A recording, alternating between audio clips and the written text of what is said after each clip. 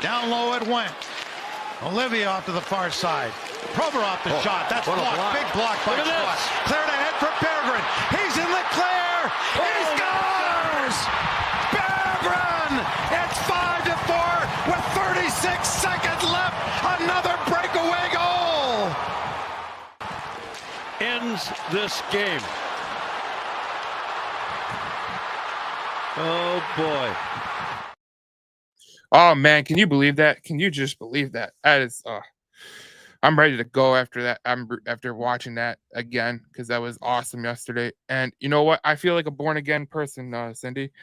You know, usually we leave the born again for like, Christians or Catholics or whatever religion that you want to go to because what it is your choice. We are in an American society of freedom of religion. But I feel like I'm a born again Detroit Red Wings fan. Like I feel for once, I feel we have a competent head coach. See, for the last couple months, I have not felt this way at all. We had the bald-headed Matt Patricia. You know how I feel about Matt Patricia, Cindy. You know how I feel. He is the boob. And I just can't stand. I couldn't stand it. Even last year when the Detroit Red Wings are on this roll to get to the playoffs and everyone was excited, I was like looking at some of the stuff and I was like, man, this is not like the right way to win. Like this really isn't the right way to win. And lo and behold, it wasn't the right way to win. Obviously, it turned out to be a holy mess of just incompetent coaching. We know that for sure. That's just what it is. I can say that for certain. I know you have coaching friends who are going to sit here and be like, well, it's going to be the Yzer plan. That's the problem. Guys, when you're coached by an absolute moron, a guy who doesn't understand his own team, that is where you're going to get into an issue. And I look at this Red Wings team and I feel like it's born again. Like I feel like just like put the hockey helmet on, let's go. You know what I'm saying? Because I haven't felt this way in a while because I felt like, Derek Lalonde was like kind of he was a coach that would just get you to the playoffs. He wouldn't do nothing. I feel like he was a coach that was just a holdover. He was a coach that just, they got because they thought he would blossom into something, which he never did because he was an absolute idiot. Anyways, that's beside the point. My point here, Cindy, is I feel like this Red Wings team is going to take the next step with Todd McLennan because I look at Todd McLennan and his salt and pepper hair and his salt and pepper mustache, and I just go, yes, because I look at him and I go, you know what this reminds me of? And this is gonna be a wild suggestion to everyone because he is a successful head coach in the city of Detroit, the state of Michigan. He kind of reminds me of Dan Campbell. Dan Campbell is a guy. He's a tough head coach, but he's also a player's guy. He loves to pat his players on the ass, because in today's day and age, I mean, let's be honest, there's a lot of soft people, a lot of soft players. You yell them too much, they go hide in their quiet spaces. But eventually, you do need someone that's going to say, just play hockey. Where is it? Just play effing hockey like you've done your whole lives. And I feel like we got that with Todd McLennan because, look, I know me and you have been beating down the door of this whole jazz of a coach that we had, Mr. Derek Lalonde.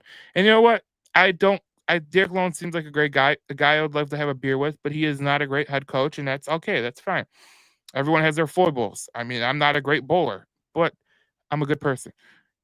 Here's the thing. This Todd McLennan guy, I am all in right now. I'm all in. Well, I think you're overlooking the obvious, Joe. What does this coach have that neither of our previous two coaches have had? He's got something neither one of them had. You know what it is? Let me just say, he has a great head of hair. That's it. You nailed it. Look at how intuitive you are. It's the hair, Joe. It's the hair. So No, really, seriously. I mean, we needed to get rid of bald guys because bald guys weren't working out It for us seemed like so well. we had a bad trend with bald guys. Now Alex Tangate's Right. still on that staff, and he's a bald guy. He's all right, but the rest of men, Yeah, but it felt like Blashill and Lalone. Like we had to get away from the the bald hair. We had to go towards a new movement, a new head of hair. You know what I'm saying? We had to that's take really it. what did it. It's kind of like I don't know. A lot of people are sitting out there and they're like, "Why are you talking about hair in a hockey podcast?" It's kind of like when you go you start dating again after you just broke up with the one girl or the one guy for you, Cindy, and then you go, I'm gonna try something different. I'm gonna go this way, and you're like, this is actually better than I thought. Way better than There you go. There you go. No, seriously, I think what has made the difference with Todd McClellan, a couple of things. One, and you touched on this. He's a player's coach, okay, because he used to be a player, so he sees it from their perspective. He has a very different perspective than either Lalonde or Blashill had. Okay, they played, but only as in college. Neither one of them played professionally. So, but McClellan has, and so he has that perspective. Dan Campbell, same perspective, used to be a player. So he knows how to talk to players because he used to be one, and he knows how what was effective with him as a player. I just think he has a different perspective. So that's one of the things that's key. The other thing too is that Todd McClellan's approach is far less mechanical, far less technical. He's not going to do stupid things like, and I can talk about this now because now Lalonde is gone and all this stuff. So now I can talk about some of the stuff that I knew. But look, you can't take a guy like Patrick Kane or Dylan Larkin, and I think Larkin tried to stay on the train the best that he could until he was like, no, this is stupid. But you can't take multiple Stanley Cup champions, right? And say to him, I want you to do these drills like you're a first year junior. You can't do that, okay? It's first off stupid because the guy knows the drills, okay?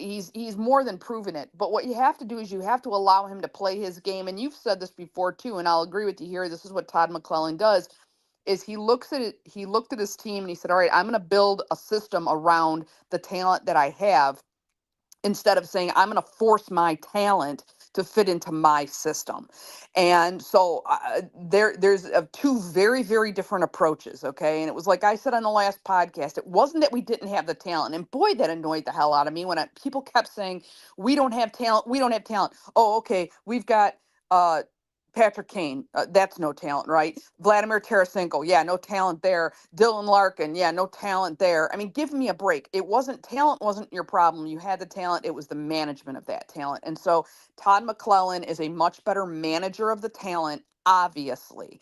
Now, one of the things that I said is I thought it was going to get worse before it got better. So here's one of the surprises for me is that it's gotten better a lot faster than I thought.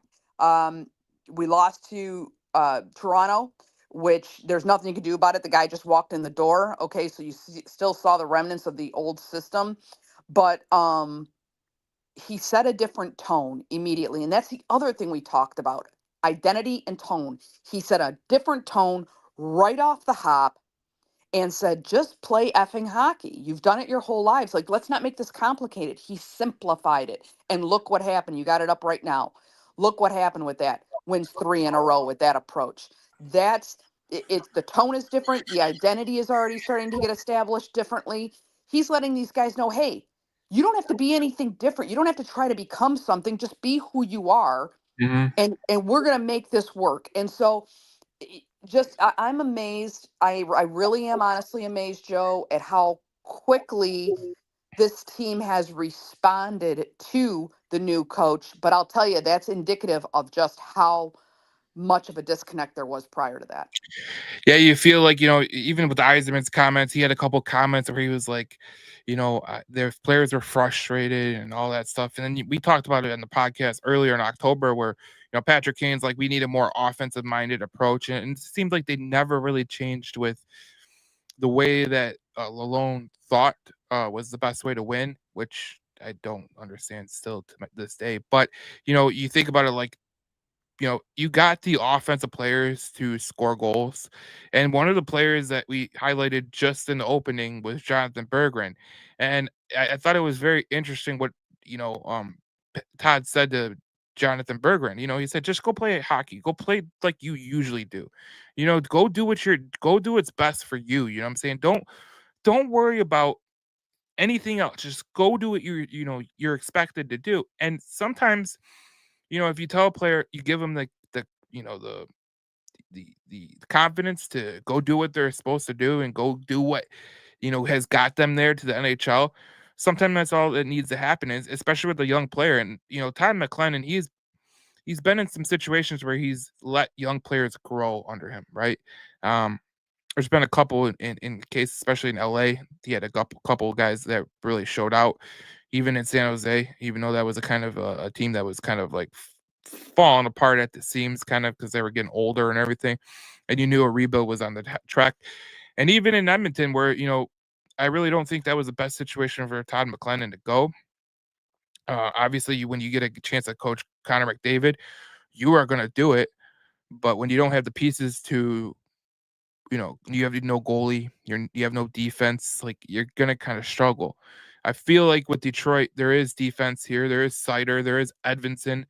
I do feel like Cam Talbot and Alex Lyon could be a really good goaltending tandem for this team. And then obviously you look in the future with Augustine and Pelika and Kosa and just the talent that's coming down the pike. I think he's in a really good situation that he's never found himself in personally, and especially in the coaching ranks. Like I don't think he's been in a situation where he has a team that really has the opportunity to take the next step. You know what I'm saying? I feel like in LA they were kind of like they were teetering on a rebuild, but they were not, it was kind of weird, the whole LA Kings, because they had good players, Anze Kopitar and Drew Doughty, but they were getting older and they knew that. Jonathan Quick was on his last couple of years and they couldn't find reliable goaltending. But, obviously Cam Talbot played there as well. But it just goes without saying, like, they're playing a better hockey. They're playing way better than one of the things that we've been talking about on this podcast has been, you watch this team and like they're getting outshot 23 to like 14, and you're like, all right, like something's got to give. Like, can you guys get some shots on net? Just a couple, just get us something, man. And it feels like with this Todd, they're way more hot to trot. They're way more going after the puck and they're shooting more, and I think that's the biggest thing that you can get out of it. Well, I definitely see there's more pep in the step. And that's one of the other things we talked about on the last show that I was looking to see. And I think everybody's looking to see. They've made references to it. All the broadcasters have. And that is the energy. Mickey Redmond talked a lot about this. And it's just the energy is back. They look like they've got some life in them now.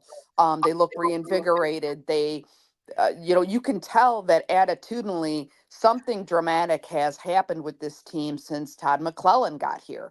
And Yep. so I think that that's key. I also think the coaching staff he brought with him they're responding very well to that too. So yeah, I think just when the attitude has changed, you can see they have respect for this coach, and they like the results that they're getting. And why wouldn't they?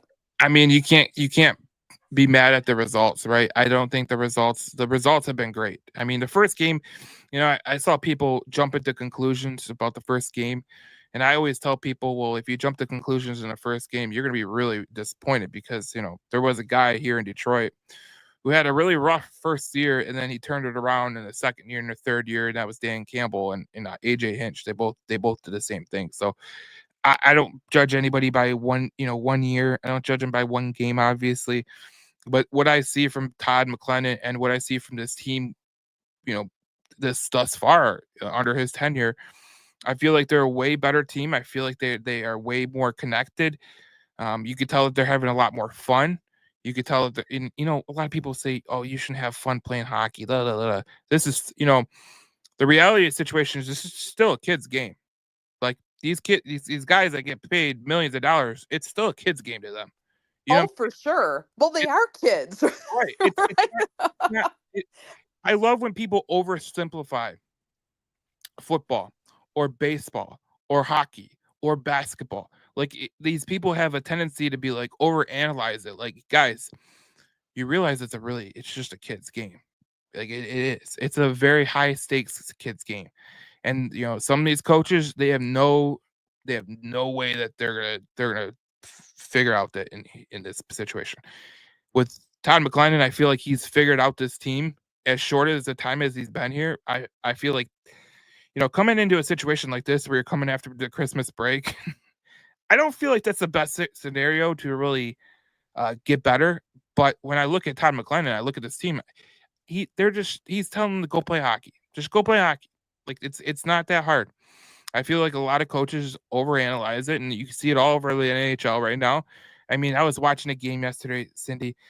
There was I think it was a the Buffalo Sabres, and they're coached by Lindy Ruff. He's a good coach, but they play so like a structured game, and it's kind of like it kind of holds them back. And I know some of these old head coaches want to be like, yeah, I want to coach and scheme it up and everything. It's like, and especially the young guys too. The young guys are the worst. Some of these young guys are so enamored with their own scheme, especially in football. You see it all the time. Oh, my scheme is just the greatest. It's like, no, your players are the greatest. That's who's gonna really win these games. You know what I'm saying? So I just think that if you making a guy like Patrick Kane happy again is good. And Brittany in the comments, she says this. You could tell Dylan wasn't flourishing and happy with the loan system. We have plenty of players that are good, but not managed correctly at all. And I agree with that 110%. She also said, these last few games have been crazy. Hi guys. Hopefully you're having a good new year. And I hope you're having a good new year too, Brittany. But yeah, this has been just a wild start to this whole Todd McLennan, tenure, and I'm here for it. Like I said, I'm a born again person. I just feel like if I could play the hallelujah music, like hallelujah, Joe. Yeah, if I could play it right now, I would, because the reality of the situation is right now, I feel like the Red Wings are actually coming back to their senses. I feel like Stevie Y finally, like he just said, enough. I'm done. Like, and you could tell in his press conference, he was pretty pissed off that this team isn't where they're supposed to be, because he expects them to compete for a wild card spot. That's what he said. And you could tell that he's kind of frustrated in terms of the way it's going, because, why wouldn't you be frustrated? Stevie Y is a hell of a competitor, and he's not going to just sit there and go, this is all right. You know what I'm saying? I think people that think he's just going to sit there and go, yeah, this is all right, they're fooling themselves. Well, and he sure as hell didn't want his legacy to be redefined as whatever the hell this is. That's for damn sure. So you can see where he's coming from too in his frustration, and he knows he's got the talent sitting there, and he just knew that it wasn't being, he knew it too. He, again, sees it from a player's perspective. And the good news for Stevie Y, and I think for all of us, the newly born Red Wings fan like yourself or anybody, is that Amen. is that when it comes to the playoff race, and let's talk about that, because that's really what we're talking about here. What are the likelihoods now that the Wings reach the postseason? And as you know, I was really critical of their ability to do that under Lalonde. However, under McLellan, I see a very strong possibility to do that. And I'll tell you why. It wasn't just these last 3 games they won. It was the statement that he made when he came in here, and he said, well, I can't promise you anything, but what I can say is we're only, what was it at that point? I think maybe they were like 6 games out, right? Or 12 points out. Yep. Of the wild card, or even 8 points out of the wild card. Yep. He said, it's not as bad as it seems. It's still pretty close. We go on a run, you go on a short run, and you'll be able to make that up easily. And has he not proven that right exactly with these 3 games? He didn't come in with a fatalist view of this, like, oh man, the whole season is shot because we weren't where we should have been at the Thanksgiving break, and we've got all these issues. No, he came in and said this is doable, so he believes it. He's obviously selling that to the team, saying, wait a minute, we are still fully in this thing. All we have to do is ABC. And that's exactly what they're doing. And he's allowing them to get it done. So I do think they're going to make the postseason. I will tell you that right now. I think they're going to make it. They might squeak in, but I'll tell you this, Joe. I don't think they're just going to barely squeak in. I think they're going to go on a run. I think you're going to see a run like you saw with the Detroit Lions at the end of their second season under Dan Campbell. Yeah. I think that's what you're going to see because the energy is different. The talent is there. It's being managed properly. They've got all the pieces that they need to make the postseason. Now, will they, how deep are they going to go? I don't know yet. Depends how long it takes them to kind of get everything clicking on all cylinders. But what I do see and what is critical is I see a dramatic change in the energy and the synergy between the coaching staff and the players on the ice. And that is massive. There's some talk about some trades and things that might be going on, and we can talk about that on a future show. That could further this. But I think what Steve Yzerman is looking for, he's looking for an extended trajectory of the 3 games we've seen already. If he sees things continuing to trend in that manner where it looks like they're really going to have as their likelihood of making the postseason becomes greater and greater, you're going to see Steve possibly looking around to make a trade. Until that time, I don't think there's a point to talking about trades because we had enough reorganizing to do just with what we've got. But I think we're going to make the postseason. I think we're going to make the postseason relatively comfortably. And I think that these 3 games is just the start of some amazing transformation that you're going to see happen with this team this season. Well, they're only 4 points behind like the wild card kind of like cutoff, right? So they're at 60. They're at 36 points. The cutoff is 40. 2 games. You win 2 more games, which they got that Winnipeg Jets coming up, and they got the I think the Flyers coming up. I forgot who it was. But Winnipeg's going to be tough. That's going to be tough. That's going to be tough going on the road. But you know what? I love this test because you're going to see exactly what you're hoping to see from Todd McLellan and this team. How do you do when you go on the road? You know what I'm saying? You passed test 1 of going to Columbus and winning, and that was kind of a weird game. It was back and forth type thing, and I was a little bit uneasy at some points, but I was like, you know what? I think they're going to pull it out. I really do. I had the confidence because of the way they're playing. And that play that, Ben Sherratt made where I'll play it again. This play just down low it went. Olivia off to the far side. Provorov the shot. That's blocked. Big block by Schwartz. Cleared ahead for Berggren. Oh, there goes Berggren. He scores! And it's just like, you see that, and you're just like, you can't get any better than this. You can't get any better because that was Ben Sherratt, who a lot of people talk about Ben Sherratt, and they say this guy he's been a has-been. He hasn't played good. We put the stat up a couple weeks ago. I think we still got it right here, where he had the minus 26, the worst on ice goal differential in the entire NHL. And you see him, blocking a shot that springs Jonathan Berggren, and you're like, this is some great stuff. And the thing I love the most about yesterday's game, and we were talking about the playoffs, but this gives me confidence for a chance to go towards a playoff run. We talk about accountability. This is awesome accountability. This was a tweet from Helene St. James, which I'm not really friend, whatever. Anyways, the Red Wings emerged victorious, but Todd McLellan gambled when he challenged a late Columbus Blue Jacket goal. That decision was mine. It wasn't anybody else. That's on the head coach. I made the dead decision, and I was wrong. End of it. You know what it says to a coach and a team when your coach can admit responsibility when he F's up? Like that is something that you really can't put a price on. Because I remember there was one time early in the Dan Campbell tenure, and there was one in AJ Hinch's tenure too, where he said, "That's on me. I made the wrong move there, and it really came back to haunt me. And that's on me. You can't blame anybody else." I think the best head coaches can take accountability for their actions. I think the ones that that are the worst are the ones that blame it on the players or say, "Oh, we didn't do a good enough job." Like, no, dummy, you didn't do a good enough job. Like, that's how it goes. Well, and that's just another parallel between Dan Campbell, right, and AJ Hinch, and now Todd McLellan. Coaches, really effective, good coaches, have a number of those types of things in common. That's another thing. They take responsibility. They are accountable for the decisions that they make, and that sets an example for players as well. Because if your head coach is willing to take responsibility and accountability for his errors when he makes them, then he's going to expect you to take responsibility and be accountable for the errors that you make in your part of this job.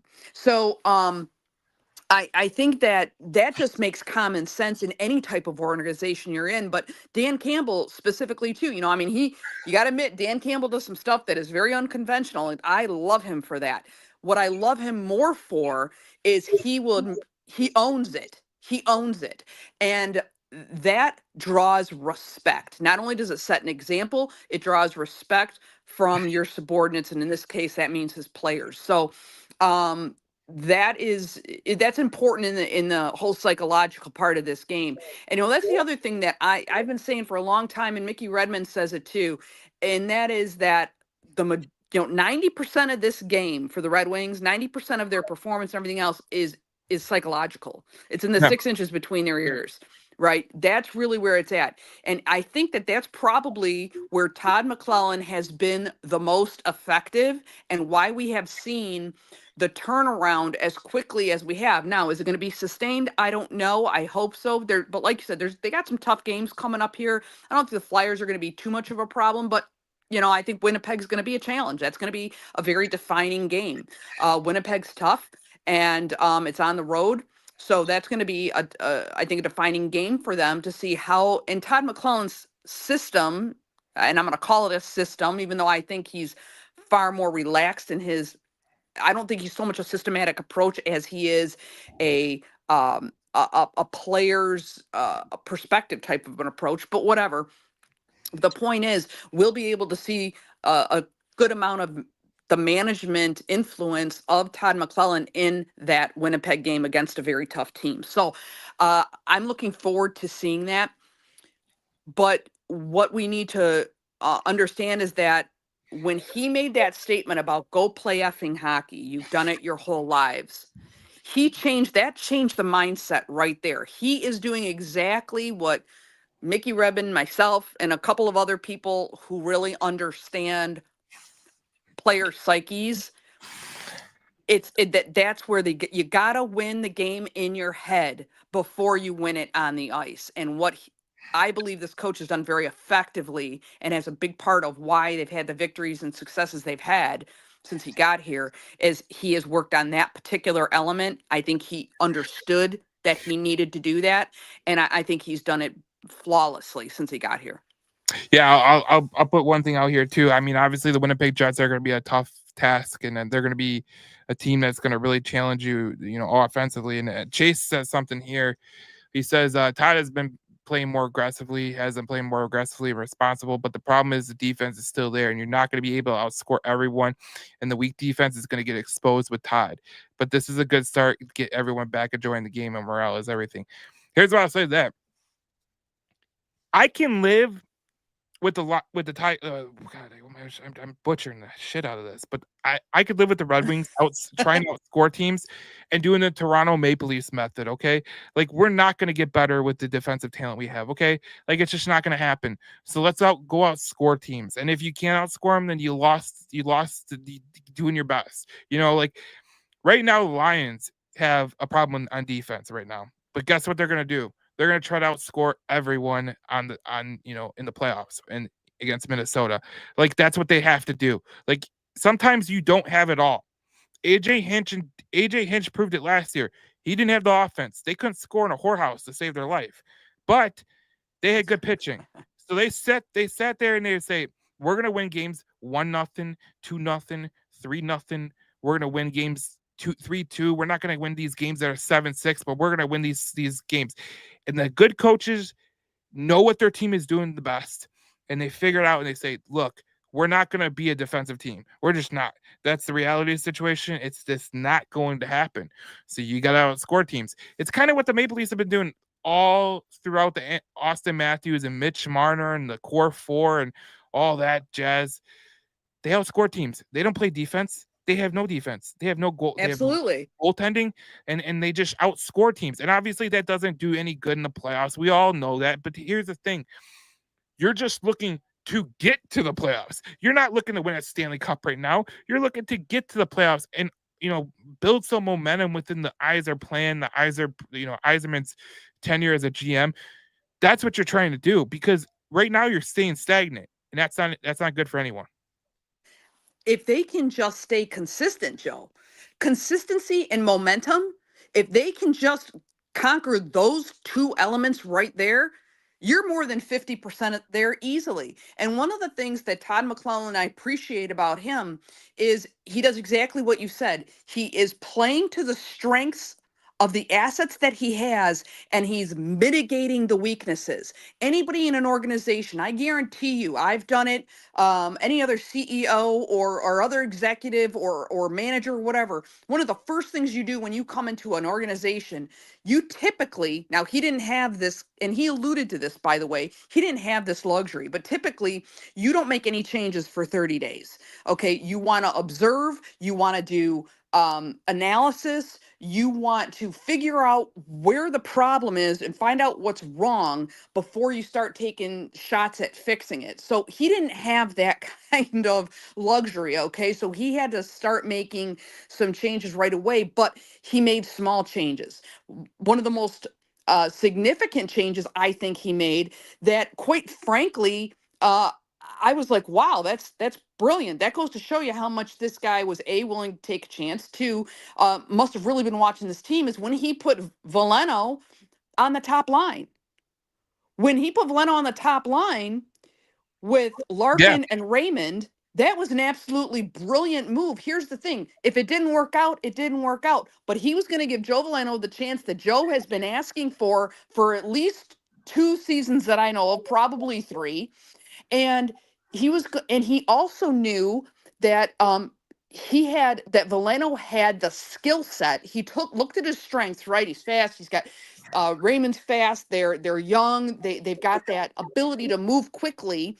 And so he went ahead and took guys with complementary strengths and put them on the same line. Doesn't mean they're the 3 best players on the team, but what it means is that they have the 3 most complementary skill sets.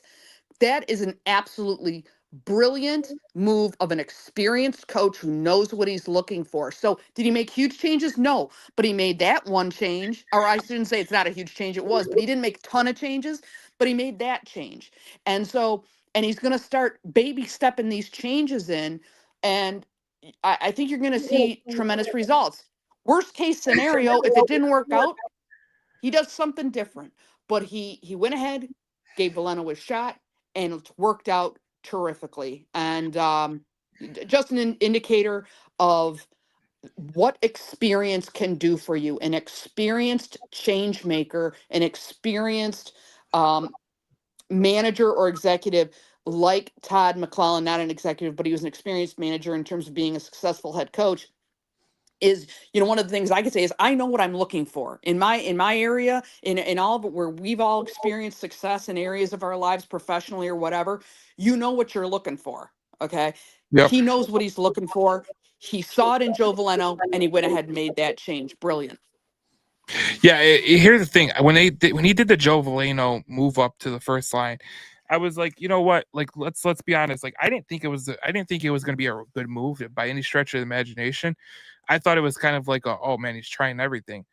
But man, it kind of worked out, and Joe Veleno looked like he could play up with them. And obviously, you just said it. They don't have to be the same skill set; they have to be the right players to play against each other. And I feel like with Joe Veleno on the top line with Larkin and Raymond, I felt he gave him that line a little bit of a grit, a little bit of toughness.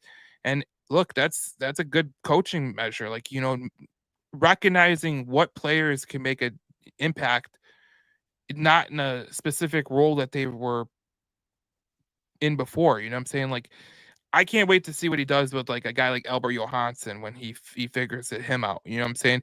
He's too soon into the process, but you just look at what he did with Veleno. That was a fantastic move, because it looked really good, for a couple games. And things like that are what decide games. Like, that's what decides wins. That's what decides, going to the playoffs. Is little moves like that. And that's what I've been clamoring for with Lalonde, and I never got it with Lalonde. I asked for just different, just be different. And if you make the wrong move and it's not right, then okay, we can own it. But mix some things up. You know what I'm saying? Well, you know what they say the definition of insanity is, right, Joe? The definition of Doing the same insanity thing is over doing and the again. same thing over and over and expecting a different result, right? I mean, everybody knows this. Why they wouldn't apply it in this case, I don't know. But I'll tell you, that's the other thing that I know was frustrating players was the fact that Lalonde wasn't changing anything. He just kept pushing, pushing. He thought he needed more of what already wasn't working. And that did not make sense to guys who've been in this league for 15 years, 20 years. That's the way it is. I just saw one of the comments say that defense wins championships. I'm not going to argue that defense is important, but I'll say No, this. no one's arguing, but I'm sorry for cutting you off, City, but No, go ahead. no, Go ahead. no one's arguing that defense doesn't win championships. Absolutely, you're right, it does, especially in hockey. But the reality of the situation is you can't change that right now. So you're gonna have to win games the ugly way. Like you're gonna have to win games. Is it the successful way? No, but you don't have any chance to make over your roster right now. You just don't. It's not the off season. So you're gonna have to win games the way your team is suited to win games. Like this is an offensive laden team right now. I that's what I believe.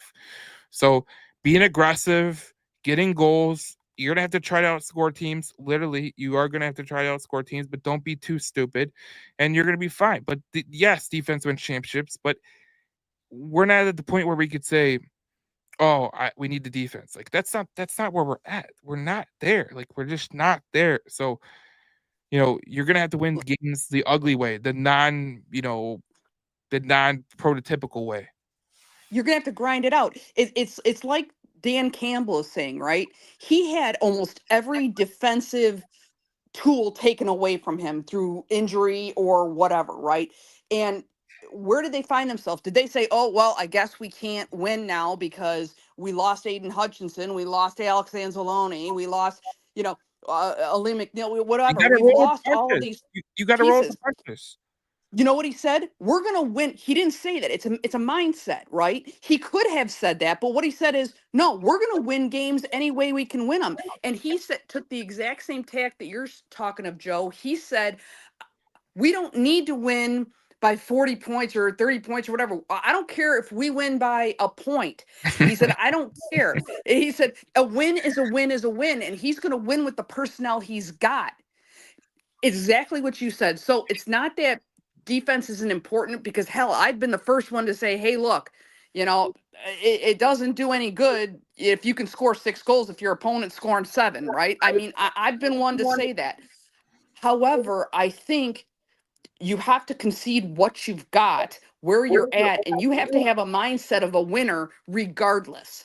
And that's what Dan Campbell has, and that's, I believe, what Todd McClellan's going to have. So, Chase, hang in there. Joe's right on this one. We can't change our defense right now, but let's win it. Does it matter? Do you care? What if we win 7-6? Are you okay with that, or you want to win a shutout every time? I mean, so I'll take the W any way we can get it, and I agree with you, Joe. They're going to have to make the most of what they have, and just have a mindset that they're going to win no matter what. Well, I just go with the line of what AJ Hinch did too. I mean, it's another example of a guy who just rolled with the punches. Like he knew that he didn't have the offense to score to win, right? But he had to pitch his ass off. He had to make all these pitching chaos moves where he's changing pitchers every 10 minutes. Those are coaches. Like you got to recognize when you're a coach, you're not good enough to do what you're doing. Like that's one of the things I said about Lalonde for a couple, forever. He just never understood that he didn't have the team to do what he wants to do. Like you can't do that. Like it never works out. And like you could sit here all day long and say, "Oh yeah, we're gonna be a defensive team." Well, do you have a defensive team? Are you the Tampa Bay Lightning or are you the Toronto Maple Leafs? It's a totally different kind of scenario because Tampa Bay has a defenseman. The Boston Bruins have the defenseman. The Toronto Maple Leafs do not have the defenseman, and that's why they haven't won cups. But if you're talking about winning games, like you can win games with offense. You're just gonna have to do a lot of it. You're gonna have to be creative, and that's how it's gonna have to roll. But everyone knows, like even Maple Leaf fans, like they know, like they're not good enough to win a cup. Like the realistic Maple Leaf fans, because there are a lot of lunatics out there, but they know that they're not good enough to win a cup right now with the core four, and they want to split them up. But the management doesn't want to split them up because ticket sales and all that jazz. But anyways, that's not the point. The point is they're not good enough to be a Stanley Cup champion because you do need defense to win championships. I agree with you 100%, but you're not going to change it now. And even Brittany in the comments, she was like, yes, but we don't have that now. Right now, it's a matter of playing with what you have. That's basically what it comes down to. And then Matt Walsh, she brings up another good one that Todd McLennan did, where he split Petrie up and Sherratt. And I thought that was a good move, too, because they were both up. You can't have two twins. It's like having two huskies. They're going to mess up everything, tear up everything in the house. So you got to split them up and be like, all right, you guys go to your room. You do your own thing. Let's figure this out. You know what I'm saying? That's exactly what it is. Like Petrie and Petrie and then Sherratt together. It's like the Bash Brothers of just terribleness. But when you split them up and you put them with another guy, it could work. It could work for a little bit. And you really don't have the time, or you don't have the team to like change it up because you can't. So you're gonna have to win, scoring offense. You're gonna have to win scoring and not, really worrying about the defense right now because you don't have the team to be a defensive team. Like you just don't. So there's a lot. That's right, and that was the problem with Lalonde's. Part of the problem with the Lalonde system is he was trying to make his system fit in with skill sets we didn't have. And my good friend Darren McCarty, and those of you who watch the show, you know that Darren and I are good friends, and we talk often. And one of the things that Darren said is he's trying to play a speed game. You don't have speed. You don't have youth and speed. So why are you trying to play a speed game? And he's absolutely right. And so, and of course, and Brittany is right. She nailed it just as I did here, we did here. And that is that you got to play with what you got.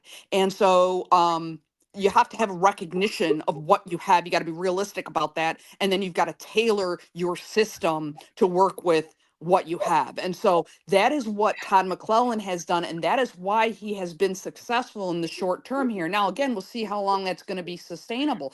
But you can't play a speed game if you don't have speed. You can't play a more complex game if you've got young players, because young players, you got to keep it simple. So I think Todd McLellan right now is striking a very good balance.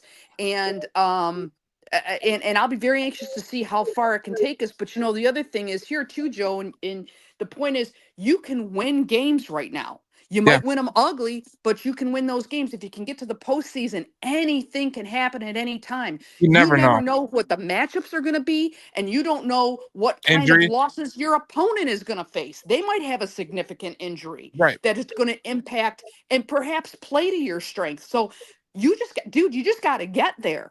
You just got to get there. At the NHL, and the morale is key. The NHL is just like Major League Baseball and kind of like, the NFL. You just got to get in and you give yourself a chance. Like basically, who thought the Tigers were going to win the wild card against the Astros? No one really did. Right. And no one expected them to, but it was fun. It was like, okay, we're kind of getting somewhere. We know what to expect moving forward. But geez, man, like you can't sit there and say, oh, well, they're not a good team. We knew they were not a good team. We knew they couldn't score. But the process to get to the playoffs was like, oh man, this is awesome. Like they're there was actually like people talking about Tiger baseball. Why? Because they became a team that relied on what they were good at, and they knew what they were not good at, and they said, all right, we're gonna figure this out, and we're gonna try to hammer through it. And look, we could sit here all day long and talk about defense and everything. And Eric Miller was there at the Columbus Blue Jackets game yesterday because he lives in Ohio. He said the D was very solid last night, a huge stepping stone. I agree, but we all know defense is not going to be like this shutdown defense. But I think moving towards the future, you are going to have a guy who could potentially be, and I wanted to talk about this, Cindy, a guy who could potentially be the man. And I know we have Sider and Evanson, but I think this kid is just electric. Axel Sandin Pellikka, he's in the World Juniors right now. He scored a hat trick in the first game of the 2025 World Juniors. And then you look at this, he's all-time points by a defenseman in Sweden's World Junior Championship history. he might get to the top. Like, he might get to the top, which is very, very. You talk about Sweden, you talk about hockey, man. You get to the top of that, you're looking at some really unique company, because we know how Sweden's really turned out some really good players lately. And I know the defense is coming down the pike, so I'm not really worried about the defense now, because we can't change what we have right now. But going down the pike, it looks pretty good. Well, and who's to say that, again, if it looks like we're going to be able to make a run deeper into the playoffs than anticipated, we still have the trade deadline coming up. We've got quite a bit of time. We still have a good, 6-7 weeks before trade deadline comes. So you might see Steve making a move. That's an awful lot of games between now and the trade deadline where Steve can reassess, and maybe he trades for a defenseman. So just because we don't have the defense right now doesn't mean we won't have adequate, I'm not saying superstar, I'm going to say adequate defense in the postseason. There's a lot that can happen. There's a lot of hockey between now and then. And I think you have to take a look at where the Wings are now compared to where they were even 2 weeks ago. And if we can make a turnaround like this in 2 weeks, what can happen in the next 6 or 7? Well, I think that's the thing. I think with Stevie Y, I think why he made the move right now is because, look, I think there's enough time to get it situated where you're not far behind. Like, we put the standings up just a minute ago, and like we just said, we brought up Axelson and Dean Pellica, a kid that's going to come up the farm, but he's not coming right now. You're 4 points away from the second wild card spot, and you're 8 points away. I mean, you're 6 points away from being the first wild card. So, look, we could sit here all day long. We could talk about the Red Wings and where they're going to go. And Chase brought up this comment too. I wanted to put this out here. He said the trade talk is also stupid. The only thing that they have that is intriguing is picks and prospects. No one is talking about the contracts that need to be moved to get better in Copper, Petrie, Chirot without losing grade A prospects. And what I'll say to Chase is, you're not moving those players. You're not. You're just not. Unless some team goes, oh, I want a Ben Sherratt for the playoff run. Okay. Someone says, I want a Cop. Well, the contract's going to... Petrie is going to come off the books this year, so it's going to be fine. You got to...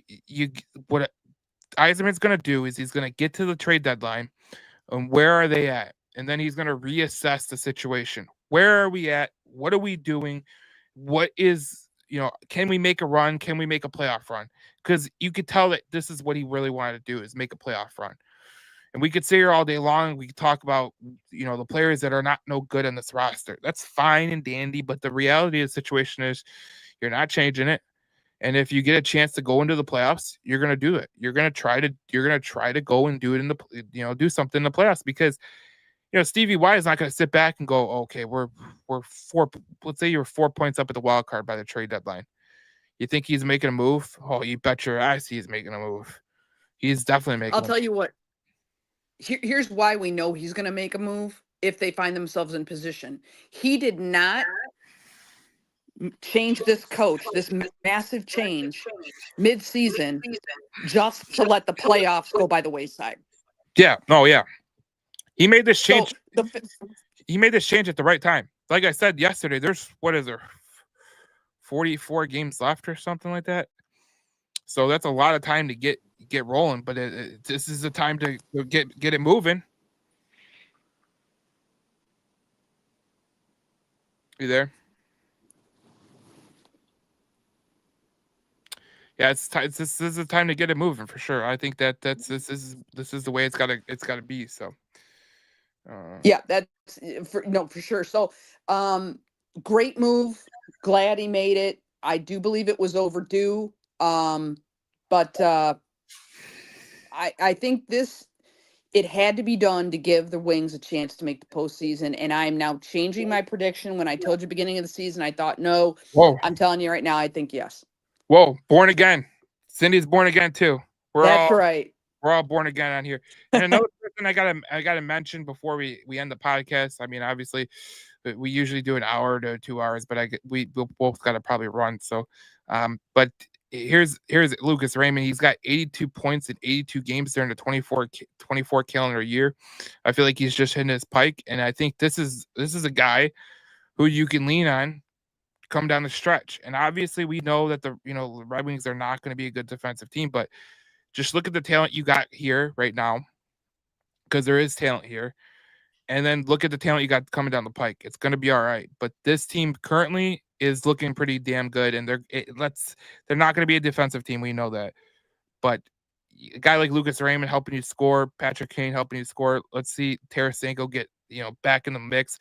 Let's say Berggren starts going off. Then you're really cooking with some peanut oil. Someone's really going to, Yzerman's definitely going to make a move at the trade deadline, because things can change in a hurry. Hockey is a weird sport. Cindy, we've talked about it before. The Blues fired their coach and they won a cup. Are we going to win a cup? No. Am I going to predict we're going to win a cup? No.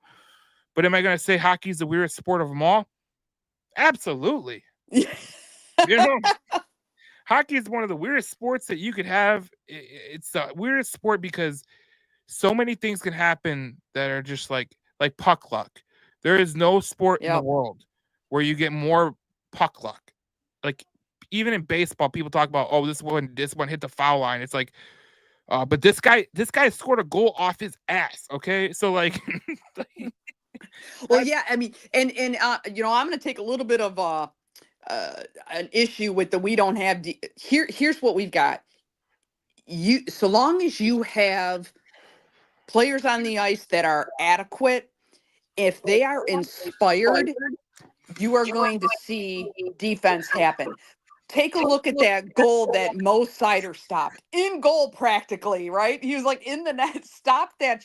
I mean, the diving play that was made that got that puck to Berggren. I mean, just the extraordinary lengths that these inspired players are now willing to do. So the change in morale, the inspiration that they have now, you're going to see even your offensive players playing far more defensively because they got something to defend. They got a chance and they believe they've got a chance. So I think you're going to see just, again, I'm looking for continued momentum. I'm looking for some consistency, and I am looking for, the continued, attitude, momentum, and consistency. That's what I'm looking for. And Chase says right here, he says, that's my point. Bringing in a D-man that will help. Who leaves? You worry about that? I'm not the person to worry about that. Stevie is why is the person that's going to worry about that. Who leaves? I don't know. You're going to have to find a partner. You're going to have to find a way to make a deal work. That's the way it's going to go. It's going to have to be creative, Joe, because I'll tell you, a lot of these guys that people would like to see leaving do not have terms in their contract to allow for that. Yeah, that's the problem. There's also a lot of no-move contracts, and there's a lot of no-trade contracts. So you got to get creative. You got to do something. I mean, Stevie Y is going to be the one to worry about that. Like, there's a lot of things that you could do as a general manager that I think a lot of us don't have the privy of information to know. But, Stevie Y is he's going to try to do something. Like, I can guarantee you he is going to try to have something at the deadline if they get into a spot where they're in the playoff position. Like, they're not going to make no trade for, like, a Victor Hedman or something like that. But do they make a trade for a defenseman that kind of fits their philosophy and fits Todd McLennan and that they could use in the future as well? Perhaps. You never know. Someone could like the contract of Ben Sherratt. Ben Sherratt could say, yeah, I like going there too. You never know. It just it's weird when you get these trade deadline deals, and some of them require a lot of work. That's why I think that, a lot of the trade talk is kind of stupid right now, because I think these deals that are going to happen with the Detroit Red Wings, if they happen, are going to require a lot of legwork. They're going to require a lot of back and forth with, GMs and agents and players and saying, like, look, you got to go. Or, something like that. There's just something that they could do where they can get rid of a player and kind of figure it out.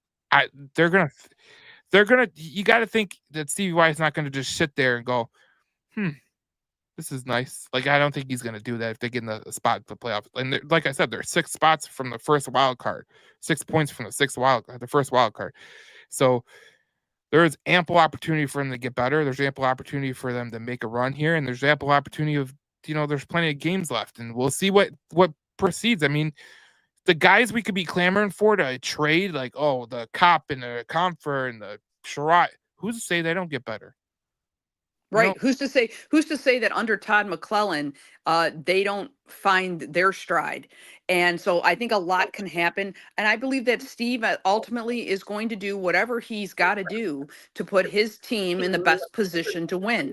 And so whatever that ends up being. But the thing about hockey that I love, and I was raised on baseball. My dad was a ball player. So that's a totally different game. But what I've fallen in love with about hockey is expect the unexpected. Yep. You're going to get the unexpected. And again, we got a lot of hockey left. And so let's see. I'm excited to be surprised by the unexpected. And I think that if there's a key takeaway at this point when it comes to the Detroit Red Wings, I think people have to expect the unexpected.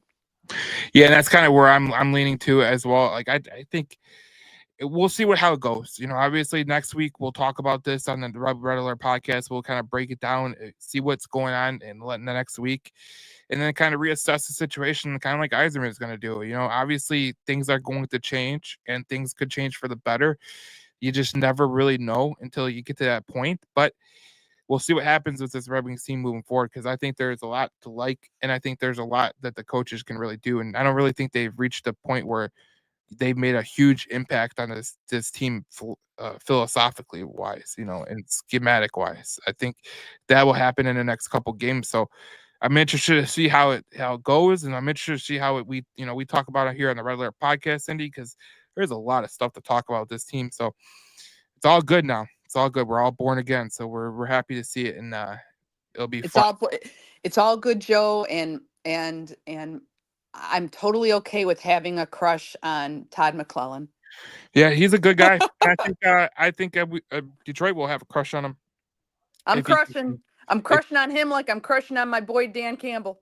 Oh man, see, you just need the right coach. That's all it comes down to. Like that's all it, brother. And that's what you want. And if the coach starts winning, there's gonna be a lot of people that crush on the coach, because that's what happens in this town, because this is a sports town, and the Red Wings are obviously the top of the food pyramid in terms of the team that people gravitate towards too. It's the Lions, Tigers, and Red Wings that are like the main three. So it's interesting. But I'll hit this comment too before we leave. He says, I'm just not interested in losing Danielson, Johansson, Lombardi, Casper, first round exit, because that's all this is if they make it.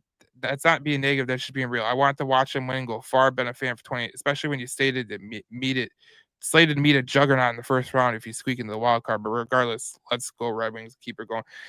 I don't think you're gonna lose any of those players. I think it's gonna be a guy that you're gonna. I think all the guys that you mentioned, Danielson, no. Johansson, no. Lombardi, no. And Casper, absolutely not. No. And God forbid, no Pellicut, no Augustine, no Costa. It's gonna be one of your minuscule prospects that a team takes a gravitated to, and that's Joe, I think it's going to be somebody where they can offload some serious cap and get some cap space. Maybe somebody like a Husso. I think that could be a very good trade target there. Somebody who's looking for a third goaltender or whatever, moving up into the playoffs. I think Husso's a good option for a trade. I think you're going to see Steve trading away. If he trades away anything, I don't think he's going to trade picks. I don't think he's going to trade really highly viable prospects.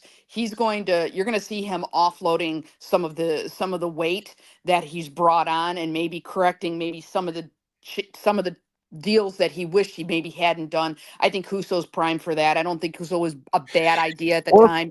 We'll see who they we need now. We'll see. It's not going to be anybody like you just mentioned. It's going to be someone. It's going to be someone you can gravitate towards too. I don't think Yzerman's going to sell the farm to get blasted in the first round, but you would obviously think that he would make a move that would benefit the team in the long run. And if you make a move that benefits in the long run, maybe you're willing to get rid of a player that you didn't think you were going to get rid of. That could happen. Like I remember people getting pissed because Alex DeBrincat was traded for Dylan Sabrango, and look at it, like DeBrincat's great. Like that's all you gotta like. If it's a player that meets your future, you're gonna do that deal in a heartbeat. But Thanks everyone for listening to the Red Alert Podcast on the Jason Sports YouTube, my Twitter, the Red Alert Podcast page. We're gonna talk to you guys with more Red Wings hockey, and I'll come out with some videos coming up over the next couple of days, and we'll talk some hockey as well. So it's great to see the Red Wings on a roll right here. And Cindy, I think we're going to be on to something. Hopefully next week when we convene, we'll be talking about some more great hockey for the Red Wings. Looking forward to it, my friend. All right, have a good one, guys. We'll see you in the next Red Alert Podcast. We talk more Detroit Red Wings hockey.